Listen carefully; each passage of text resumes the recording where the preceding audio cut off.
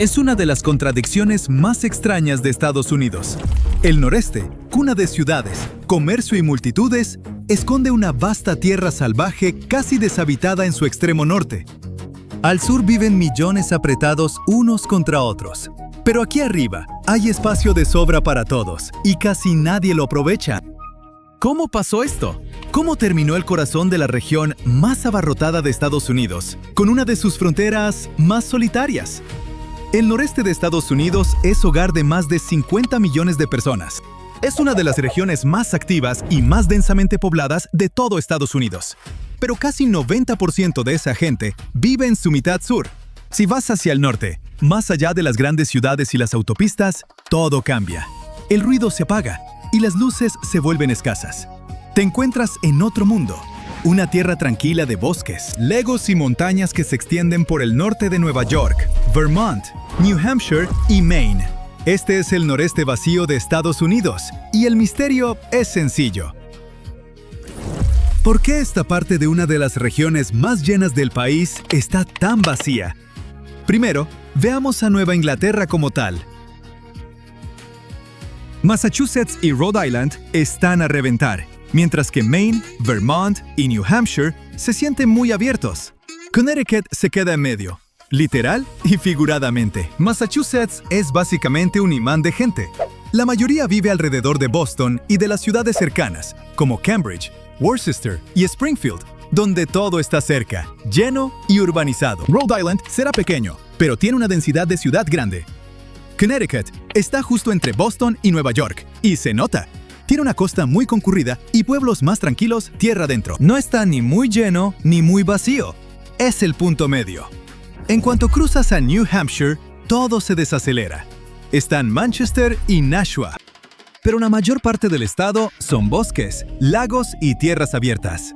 Luego está Vermont, fácilmente la región menos poblada de todas. Las montañas verdes lo atraviesan por la mitad, y la mayoría de la gente vive en pueblos pequeños. Y Maine es enorme, y en su mayoría está vacío. La mayoría se queda en la costa sur. Si te vas al norte, encuentras bosques interminables, lagos y caminos largos y silenciosos. Es hermoso, pero se siente como el borde del mapa. Hoy, la mitad norte del noreste, el norte de Nueva York, Vermont, New Hampshire y Maine, alberga apenas unos 5 millones de personas. Eso es más o menos lo mismo que la población del área metropolitana de Boston por sí sola. Para ponerlo en perspectiva, si tomas el sur de Nueva York y el sur de Nueva Inglaterra, más o menos la misma extensión de tierra, obtienes unas 10 veces más gente viviendo ahí. Entonces, ¿a qué se debe esta diferencia? Todo se reduce a la geografía, la historia y la economía, y a cómo siempre han trabajado juntas para mantener el norte vacío. Empecemos por la tierra misma. El asunto es que, mientras más al norte vas, más duro se vuelve el terreno. El sur de Nueva Inglaterra y el sur del estado de Nueva York están llenos de colinas suaves, valles amplios y llanuras costeras. Pero luego vienen las montañas. Son antiguas, erosionadas y salvajes. En el norte de Nueva York verás los Adirondacks. Al este, las montañas verdes cruzan el centro de Vermont y se alargan hasta Quebec. Si sigues, llegas a las montañas blancas de New Hampshire. Ahí está el Monte Washington, famoso por tener de los climas más extremos del planeta.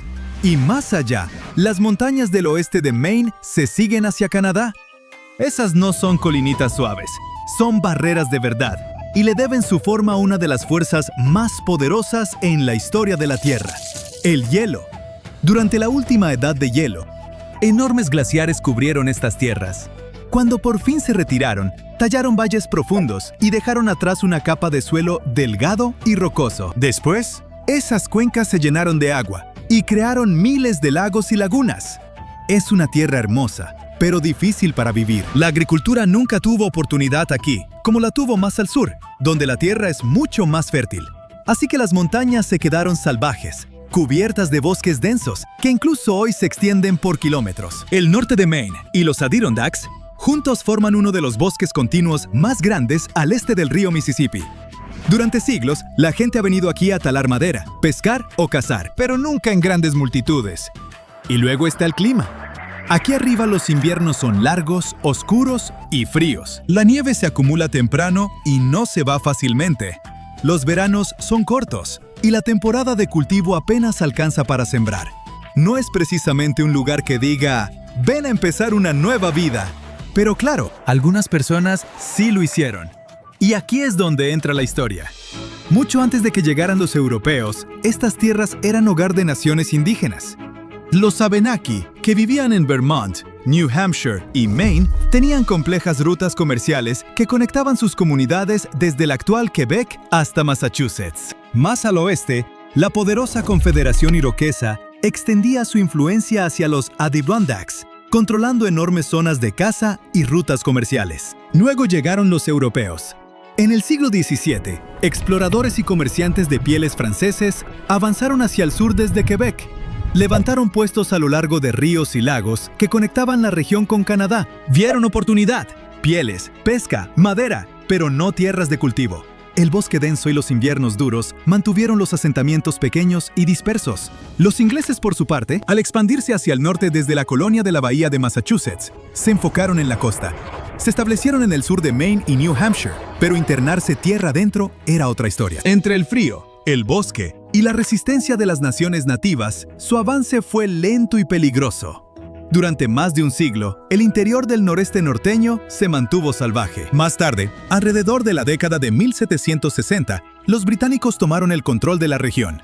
Llegaron especuladores de tierras, especialmente a Vermont, que tanto Nueva York como New Hampshire reclamaban como suya. Estas reclamaciones superpuestas llevaron al caos, y eventualmente, Vermont se declaró una república independiente en 1777. Durante 14 años existió por su cuenta, hasta que se unió a Estados Unidos en 1791, como el estado número 14.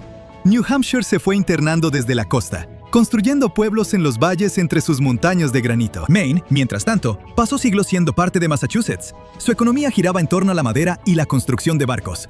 Los árboles se convertían en mástiles y tablones para las crecientes armadas británica y más tarde, estadounidense. Y en el norte de Nueva York, los Adirondacks siguieron siendo una frontera salvaje mucho después de que el resto del estado se llenara. El terreno era demasiado áspero y los inviernos demasiado duros. La tala, la minería y más tarde el turismo traerían gente hacia el norte, pero nunca en grandes cantidades. Para mediados de 1800, las partes del sur de Nueva Inglaterra estaban en pleno auge. Las ciudades crecían, las fábricas no paraban y los inmigrantes llegaban en grandes cantidades. Pero las regiones del norte se quedaron tranquilas. Así que, como ya sabemos, las montañas son la primera gran barrera. Hacen que todo sea más difícil: viajar, construir, cultivar y sobrevivir al invierno. El suelo es delgado, rocoso y pobre, y lo que hay debajo no es mucho mejor. La región no tiene ricos yacimientos minerales, ni vetas de carbón como los Apalaches más al sur. Sin recursos valiosos que explotar, ni tierras fáciles de cultivar, no había muchas razones para que los colonos se quedaran. Esa fue una de las razones por las que la economía nunca despegó. El noreste vacío nunca se convirtió en un centro industrial. El sur de Nueva Inglaterra tenía ríos que impulsaban las primeras fábricas, puertos que la conectaban con el comercio global y ciudades que atraían a millones de inmigrantes. El norte de Nueva Inglaterra y el norte de Nueva York no tenían nada de eso. Tenían madera, granito y papeleras. Todo útil, pero esas industrias no crearon grandes ciudades. Incluso hoy, la economía allá arriba depende de los mismos recursos, junto con el turismo. La gente viene a hacer caminatas, esquiar, pescar y escapar de la vida de ciudad. Pero la mayoría no se queda todo el año. Los pueblos se llenan en verano y otoño, y luego se vacían cuando empieza a caer la nieve.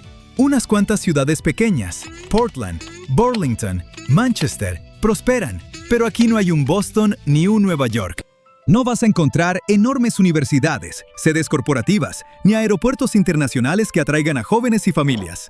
De hecho, algunos estados han llegado al punto de pagarle a la gente para que se mude allá. Maine y Vermont han lanzado programas que ofrecen dinero a trabajadores remotos que se muden. Es un intento bastante desesperado por revertir décadas de pérdida de población. Hoy, este noreste vacío alberga apenas alrededor de 1% de la población de Estados Unidos. Es una tierra de bosques profundos, lagos helados y pueblos tranquilos. La vida salvaje nunca se fue del todo de esta región, pero esa quietud también es lo que hace tan especial a este lugar. El resto del noreste está lleno de ruido y movimiento constantes. Mientras tanto, el norte es un recordatorio de lo que alguna vez fue la región: salvaje, fría e indómita. Así es como el corazón de la región más concurrida de Estados Unidos sigue siendo una de sus últimas fronteras verdaderas.